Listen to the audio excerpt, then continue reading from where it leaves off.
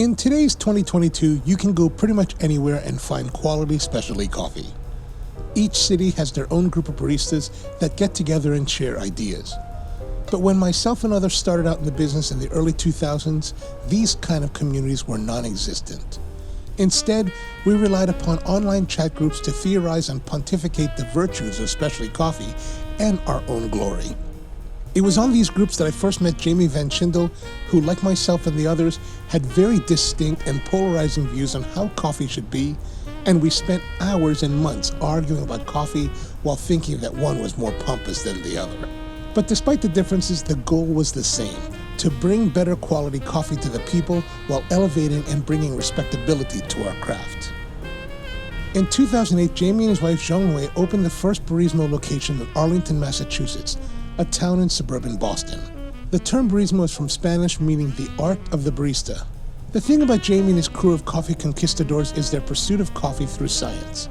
I don't know if it's because they're in such an intellectual city surrounded by geniuses from MIT, Harvard, Northeastern, and the like, but they've always brought a scientific and analytical process to coffee, a process that has helped push our craft forward. Barismo has grown a bit since my first visit in 2010.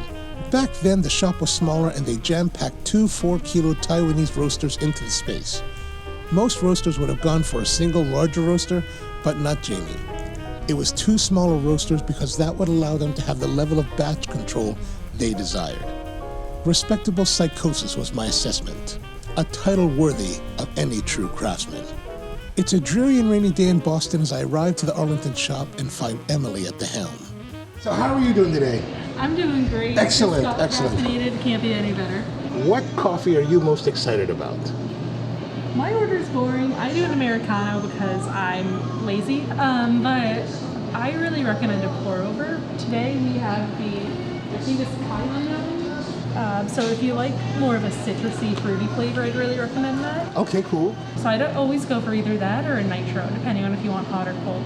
I would like hot. Hot? Yeah, so 1 pour over. Sounds great. Perfect. And then, do you have any kind of paste or anything? Or? Yes, we do. We have the full menu right here. Great. What do you recommend to go with it?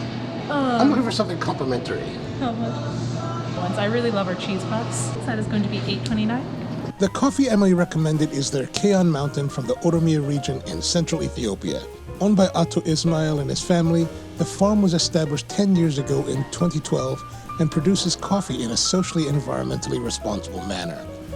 Shade-grown under a natural forest canopy, this is an heirloom varietal coffee grown between 1900 to 2100 meters, and it is a wash coffee whose notes say it offers flavors of apricot, orange, and lime.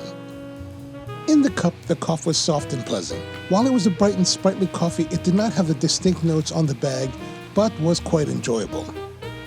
Paired with the not very assertive cheese puff, it was quite a nice start to the day. Since my last visit, all the roasting has been moved to a new location in Woburn with larger roasters, but the 2 original roasters are still on display here, and you can even find the twin chaff collectors in their side-by-side configuration. Emily was friendly and chatty, and we discussed a surprising range of subjects during my short stay there, like this location being the Red Headed Stepchild of the Barismo Empire. Sadly, it turned out that this was Emily's last day with Barismo. She recently landed a position in her field and was about to embark on a new chapter.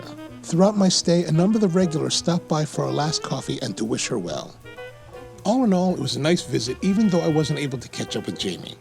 Emily told me about their other location in Cambridge and how it houses the company bakery and is located in a former auction house, making it architecturally more interesting.